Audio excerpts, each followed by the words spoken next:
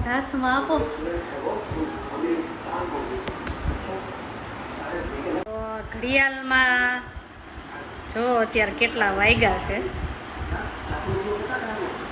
હા હોય જો બેઠા બેઠા પાણી બેઠા બેઠા પાણી મળી ગયું ઠંડુ. સાહેબ એસી કરી દો એમ જોઈ.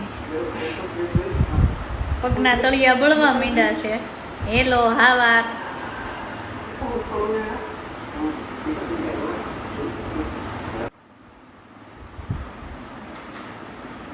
જમી લીધું?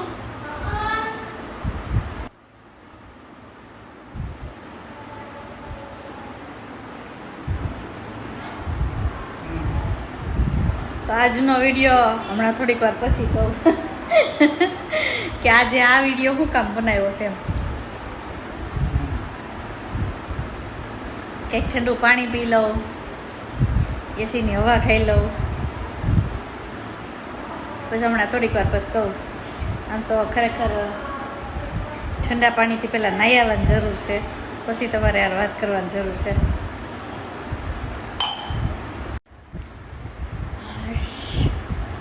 તો વાત એમ છે કે ઘણાઈને એમ થતું હોય કે આને તો કેટલું સારું, કેટલું સુખ એમ. એ તારે એસી બબે એસી સરસ મજાનું હોય, ઠંડા કામ ઈ કામ ને તેમને નોકરી કરતા હોય ને કેટલું સારું. તમારી નજર સામે જોયું કે હું અત્યારે તડકાની ખુલ્લા વાહનમાં અને તડકો ખાતા ખાતા ઘરે પહોંચી છું. થાય ક્યારેક એવું બની શકે છે કે આવું રોજ ન હોય, પણ એમ કે ક્યારેક આવી પરિસ્થિતિ ઊભી થતી હોય છે કે મારે આવી રીતે ખુલ્લા વાહનમાં તડકાના એક પછી એક વાહન બદલતા બદલતા ઘરે પહોંચવું પડે છે. એટલે ઘણા લોકોને એવું હોય છે કે આને કેટલું સુખ છે એમ, પણ આ સુખ છે ને એની પાછળ કેટલાય દુઃખ છે ને એને પહેલાં આપણે ભોગવવા પડે છે. અને એ દુઃખ ભોગવીએ ને પછી આવા સરસ સુખ મળે છે. અને ઘણા લોકોને મનમાં બોલતા ન હોય પણ મનમાં એવું થતું હોય કે કેટલું સુખ એમ, બધી રીતે આમ સુખ ને સાંભળતા હોય, જોતા હોય, એવું બધાય કહેતા હોય એમ. ઘણા લોકો એવું કહેતા હોય છે કે હેતલબેન તમારા જેવું તો કોઈ જીવન જીવી જ ન શકે, પણ એ લોકોને એ ખબર હોતી નથી કે આટલું બધું સુખ ભોગવવા માટે કેટલાય દુઃખને પહેલાં ભોગવવા પડે છે અને પછી આ સુખની આપણને પ્રાપ્તિ થાય છે. અને ઘણીવાર એવું બનતું હોય છે કે સુખ ભોગવતા ભોગવતા આપણે ભેગું દુઃખે ભોગવતા હોય. પણ એક વસ્તુ યાદ રાખવી કે કોઈ પણ વ્યક્તિ છે ને એ કાંઈ પણ કરતી હોય ને તો એની પાછળ એને થોડો કે એમાં લાભ થતો હોય ને તો જ એવા કષ્ટ ભોગવતા હોય.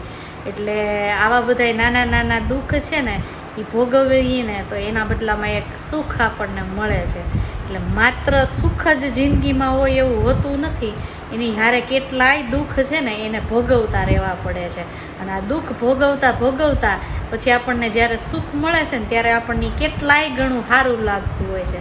એટલે અત્યારે થયું છે એવું કે હું સવારની તડકાની ગઈ હતી, પણ અત્યારે મસ્ત મજાનું એસી છે, રૂમ મસ્ત ઠંડો છે, મજા આવ્યા રૂમમાં. એ હમણાં હું નાહી અને ફ્રેશ થઈ જઈશ ને પછી આરામ કરવાનો થાય છે.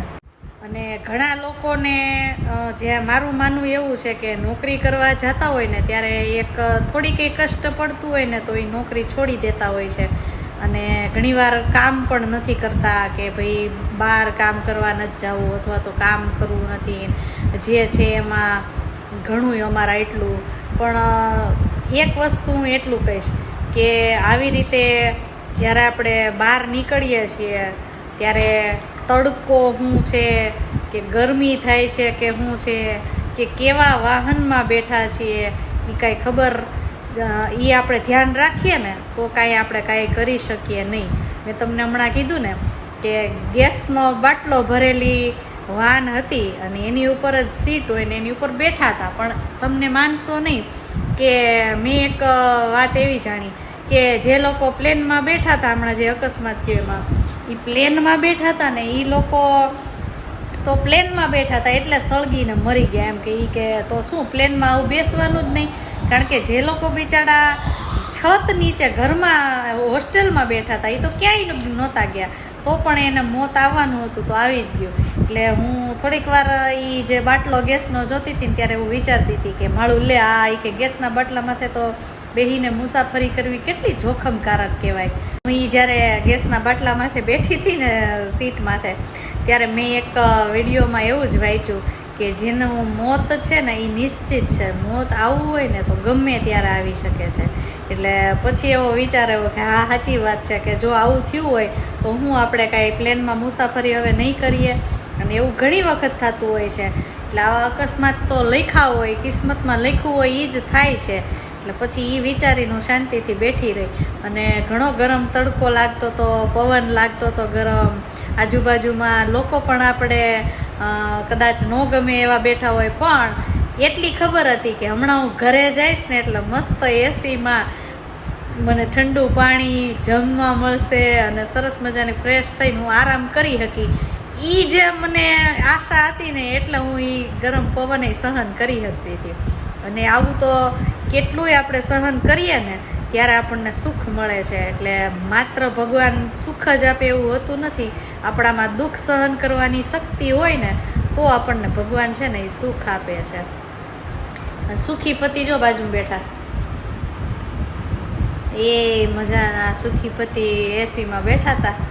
આજ તો વળી એટલું સારું છે દરવાજો ખોલી દીધો, નહીં તો આજ મારે એ જ વિડીયો પહેલાં ઉતારવો હતો, એટલે જ મેં ખાસ તો વિડીયો ઉતાર્યો કે આ સુખી પતિને ખબર છે કે મારી ઘરવાળી તડકા હારની બિચારી આવી હોય, તડકો લઈને 1 કલાક તડકો લઈને ઘરે આવી હોય તો દરવાજો ખોલે ખરા પણ આમ ઊભા રહી 5-10 મિનિટ, આપણને અંદર ન આવવા દે. એટલે મારા આજ આમ તો વિડીયો ઉતારવો હતો, પણ વળી એટલા નસીબ હારા હતા કે આજે એણે ફટ દેરાનો દરવાજો ખોલી દીધો. નહીં તો કાંઈ એવું નથી કે મારે ઘરે આવ્યા ભેગું એસી મળી જાય, 5 મિનિટ તો મને બહાર ઊભી રાખે, દરવાજો ન ખોલે. બોલો એટલા ક્રૂર માણસો. હા, આજે મારા આજુ ખરેખર નસીબદાર હતી કે પાછળ ઓલા બીજા બાજુવાળા બેન બહાર ઊભા હતા ને એટલે પટ દેરાનો દરવાજો ખોલીને મને અંદર આવવા દીધી. નહીં તો એને ખબર હોય કે આવડી 1 કલાક આમ કે તડકો લઈને આવી હોય તો એ મને 5 મિનિટ તો બહાર ઊભી રાખે, દરવાજો ખોલે પણ દરવાજો ખોલે નહીં. આજે મારે એ વિડીયો બનાવવો હતો પણ મૂળ રહી ગઈ વાત ને મને અંદર આવો હવે કોઈ ન જાય. એટલે આજે હું નસીબદાર થઈ ગઈ.